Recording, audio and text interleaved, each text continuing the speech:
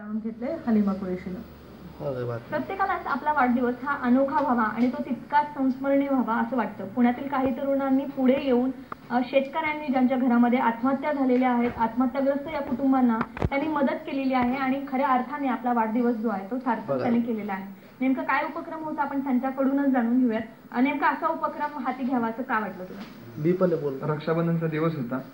एका महिलेने जाळून घेतलं होतं। त्याचं कारण असं होतं की भूकमारीमुळे तिने जाळून घेतलं होतं। बातमी पाहिली आणि मनाला खिन्न वाटलं। वाढदिवसाची तयारी चालली होती, परंतु मित्रपरिवाराने असं सूचित केलं होतं की आपण आपला वाढदिवस हा दुष्काळासाठी मदत करून करावा। परंतु आम्ही वाढदिवसाच्या दुष्काळाचे मुलांना SMS पाठवले की आपण मदत करूया, परंतु माझ्या वाढदिवसाच्या दिवशी ती महिला मृत पावली।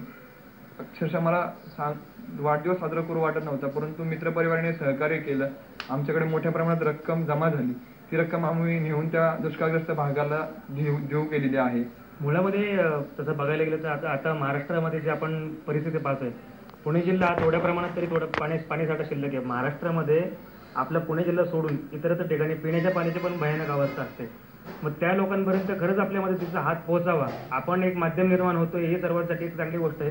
धनंजय दादाचा वाढदिवस होता, त्यानिमित्त आपण वाढदिवसावरती पैसे खर्च करण्यापेक्षा तो पैसा जर चांगल्या काही सत्कर्मीला जर लावला तर तो नक्कीच काहीतरी यशस्वी उपक्रम ठरू असं वाटल्याने म्हणून मदत केली। दुष्काळ पडणारे 60 गावं दत्तक घेण्याची संकल्पना आमच्या प्रत्येकाची, त्याच्या पुढे 11 लाख रुपयांची आमची तरतूद आहे पुढे।